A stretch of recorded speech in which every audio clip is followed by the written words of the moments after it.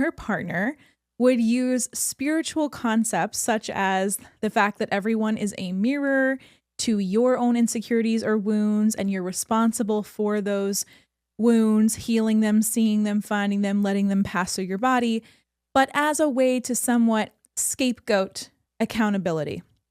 And right when we got this DM, I was like, wow, that's definitely a higher level conversation. So it doesn't feel right to talk about in maybe episode 2. But now that we're here and y'all have been on this journey with us, let's get into it. So before we jump in, I wanted to share something pretty funny because we were watching a documentary for the second time just the other day. Last year, we'd watched a documentary on something called Twin Flames Universe.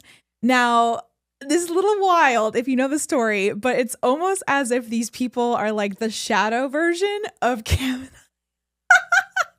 It was a mind-blowing. When we're watching this documentary, and I'm like, oh my God, wait, why are they kind of like the villain versions of us? And it was wild. I don't know how you felt about it, baby, but that's why we're watching it again.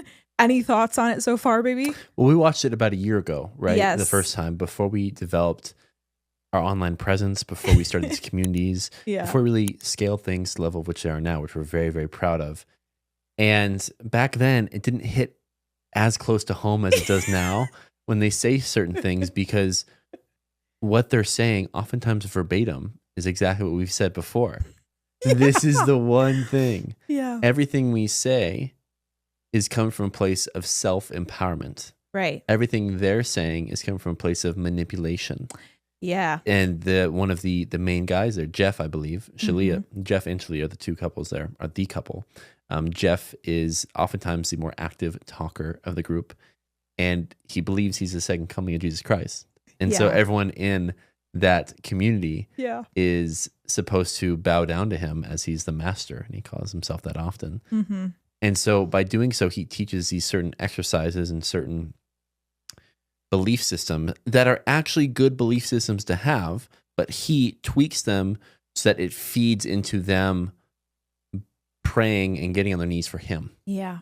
And so that's why it really feels like the shadow version. But we're watching some things and we see clips of them speaking. We're like, oh my gosh, I think I've said that exact same thing.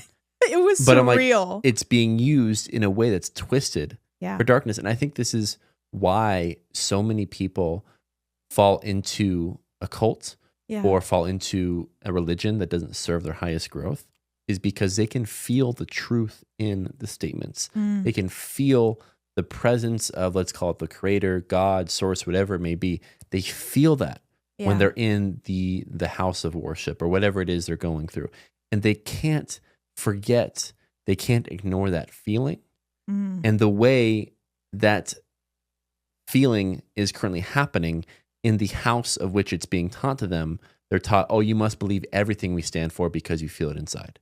Right. That is the difference. That is what Jeff and Shalia are trying to convey. They're really, planning on creating a cult-like sanctuary, if you want to call it that, but kind of work camp for other people to work for them in a way that just doesn't, of course, feel aligned. And it seems like that chapter where all cults go to, where they go off grid and then terrible stuff happens. Yeah. It feels like that's coming, but they're able to do so because all of us have this innate feeling when we feel truth, or when we hear truth, when we see truth, when we there's this knowing within us. And people like to take advantage of that feeling and manipulate others through it. It's just wild to see that happening through the lens of people that are doing very similar work that we are, but using it to, like we said, manipulate, using it to divide and conquer, using it to maximize profit in all ways. Right. Extract is the best word probably for that, where we're quite the opposite. We're like, no. You do your own thing. This is all self-empowerment for you to understand. Yeah. And so it's very good to see someone doing it poorly, doing it in the wrong way, so we can be very clear with our messaging. We can be very clear in exactly what we're doing to make sure everything we do is in accordance with the light. Yeah. It is for their highest growth. It is based in a place of love. Right. So it's just fascinating. It feels like we have a template of what not to do going forward. Yeah. Which is awesome.